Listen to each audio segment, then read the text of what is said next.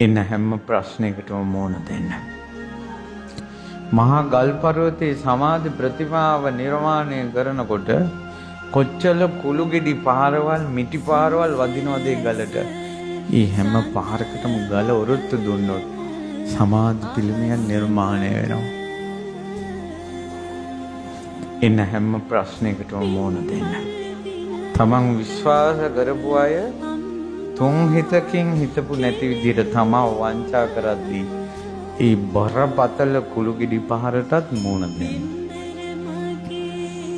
ඉගෙන ගන්න තැන විශ්වවිද්‍යාලේ රැකියාව කරන ආයතනේ එතනත් සමහරවිට කවුරු හරි හරහට ඉන්න පුළුවන්. ඒ කුළු ගෙඩි පහරටත් බැඳපු මනුස්සයා හිතපු නැති චරිතයක් වෙලා බැඳපු බිරිඳ හිතපු නැති චරිතයක් වෙලා ඒ කුළු ගෙඩි පහරටත් ඔරොත්තු දෙනවා. එහෙම ඔරොත්තු දිදී ඉඳලා හැම කුළු ගෙඩි පහරකටම ඔරොත්තු දීලා අවසානයේ ඉතුරු වුණ බුදු පිළිමෙටද වඳින්නේ කුළු ගෙඩි ගහපු අයටද වඳින්නේ? කොහෙටද වඳින්නේ?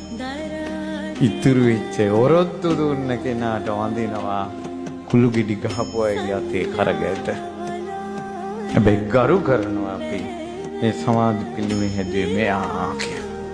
ඒ නිසා ඔය ඔබ ඉන්න සමාජයේ මිනිස්සු ඔයාට ඉවසීම කියන එක දෙයි. හැබැයි ඔරොත්තු දෙන්න ඕන. ඒ නිසා සමාධි බුදු පිළිමේ කතාව ඔබටත් මටත් කියන මටත් මේක ලේසි නෑ. ඔබටත් මටත් ලොකු පන්නරයක් වේවි. ඒ නිසා මේ ජීවිතේ ප්‍රශ්නවලට කරදරවලට ඔරොත්තු දෙමු.